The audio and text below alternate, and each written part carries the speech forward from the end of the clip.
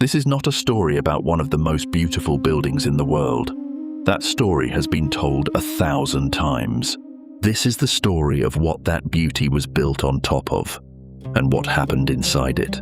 The Alhambra is a palace constructed by a dynasty that rose through massacre, held its power through paranoia, and ended by handing an entire civilization to a regime that drove hundreds of thousands of people into exile or death.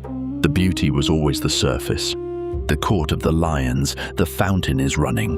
The water channels that divide the courtyard carry the sound of water through the marble. It is one of the most photographed spaces in the world. 1482. The fountain is still running. The water channels are running red. Sultan Muhammad XII has invited 36 of the most powerful nobles of Granada to a banquet in the hall of the Abencerraje, the room that opens directly off this courtyard. They are the Abencerraje family, the most powerful clan in the Nasrid dynasty. They have come because the Sultan summoned them. They have come because you come when the Sultan summons you. None of them leave. This was the end for 36 powerful men. The Sultan has them killed one by one as they enter the room, 36 men.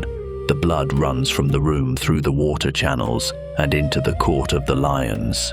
The stain on the central basin of the Abencerraje's fountain is still there. Guides will tell you it is rust from the iron in the stone. The local tradition says it is blood that will not wash out.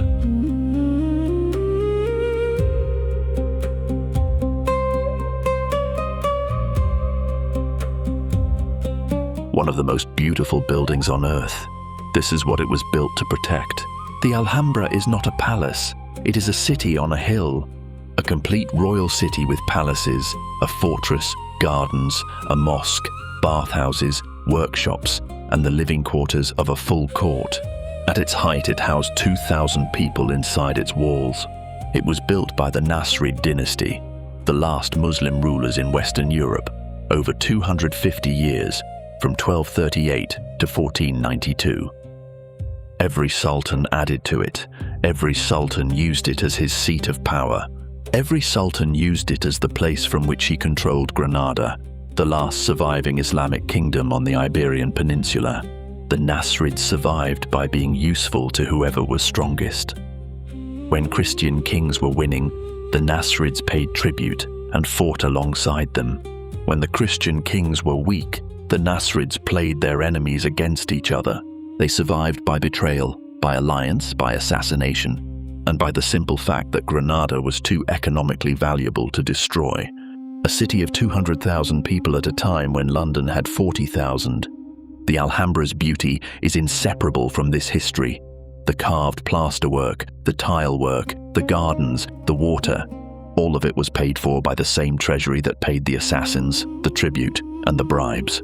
The building that tourists photograph is the product of a dynasty that held power for 250 years through ruthlessness dressed in marble.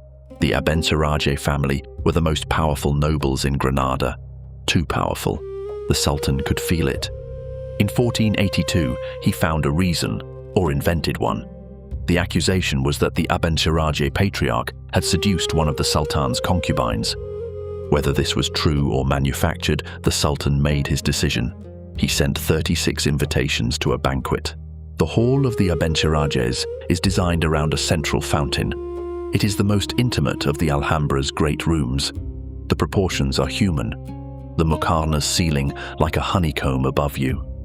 It is a room for conversation, for music, for the kind of private entertainment that powerful men enjoy in a court. The guests arrived. The guards closed the door. What happened next is not fully documented. The Nasrid court kept careful records of taxes and construction, but not of this. What is documented is the result. 36 men entered the hall of the Abencerrajes on that evening. None of them walked out. The water system of the Court of the Lions carries water from the fountain at its center to channels that run along the courtyard floor and into the rooms at each end. The geometry of the court means water from the hall of the Abencerrajes flows outward into the open courtyard. The stain on the fountain basin, a brownish-red discoloration in the marble, is officially explained as mineral oxidation. The people of Granada have called it the blood of the Abencerrajes for 5 centuries. The Sultan had eliminated his rivals. He had made 36 families into enemies. Within 3 years, his own son would overthrow him. The last years of the Nasrid dynasty are a story of a ruling family destroying itself from within, while the walls close from outside. Muhammad XII, known in Spanish history as Boabdil, was the son of the Sultan who massacred the Abencerrajes. He overthrew his father in 1482. His father's supporters overthrew him and restored the old Sultan. Boabdil was briefly captured by Spanish forces and released. This was a kingdom at war with itself. The Catholic monarchs calculated that a disputed throne in Granada served their interests better than a unified one. The kingdom tore itself apart, with 2 rival sultans fighting for the Alhambra, while Ferdinand and Isabella's armies took every other city in Granada one by one. Malaga fell in 1487. The population, 15,000 people, was enslaved. Those who could not be sold were distributed as gifts to other rulers. The city was repopulated with Christian settlers. City by city, the kingdom shrank to the Alhambra on its hill, and the city of Granada below it. By 1491, Granada was surrounded. The final siege lasted 8 months. In January 1492, Boabdil handed over the keys of the Alhambra and rode south. The story that he wept as he left, and that his mother told him he wept like a woman for what he could not defend as a man, is almost certainly later invention. The real story is worse. He had negotiated terms that protected his subjects. Within a decade, every one of those terms would be broken. The terms of Granada's surrender were explicit. Muslims could keep their religion, their mosques, their property, their language, their customs. They would be subjects of the Spanish crown under the same protections as Christian subjects. These terms were agreed, signed, and witnessed. They lasted 10 years. In 1499, Cardinal Cisneros, the Archbishop of Toledo, operating with the blessing of the crown, began forced conversions in Granada. Muslims were brought to mass baptism ceremonies. Those who resisted were arrested. The mosques were seized and converted to churches. The libraries were burned. In a single bonfire in the main square of Granada, Cisneros burned thousands of Arabic manuscripts, medical texts, philosophical works, poetry, scientific treatises. The Moors had brought the works of Aristotle to Europe through Arabic translation. Cisneros burned what he could find of it. The rebellion that followed was inevitable. People who had been promised the right to their religion took up arms when that promise was broken. The crown used the rebellion as justification to cancel all remaining protections. The terms of the surrender were declared void because the Moors had rebelled. In 1502, every Muslim in Castile was given a choice: convert or leave. Those who converted were called Moriscos. 300,000 people expelled from the land their families had lived on for 8 centuries. In 1492, Ferdinand and Isabella expelled every Jew from Spain. 200,000 people.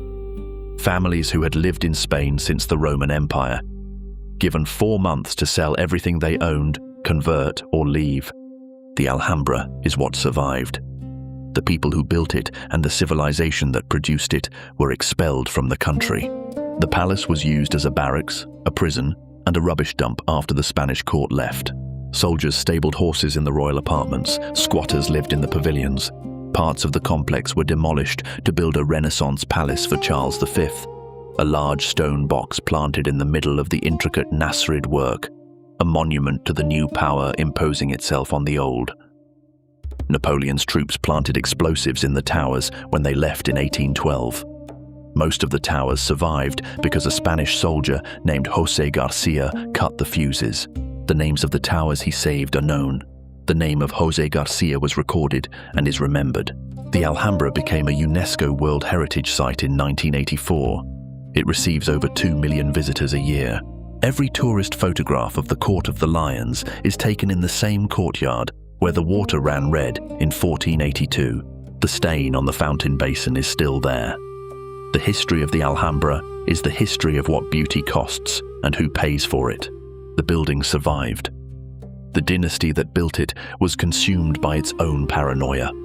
The civilization that produced it was expelled. The promises made in the surrender agreement were broken within a decade. Two things remain from the Nasrid kingdom: the Alhambra and the stain in the fountain that will not wash out. The guides will tell you it is iron oxidation in the marble. The people of Granada have called it what they believe it to be for 500 years. Maybe they're right.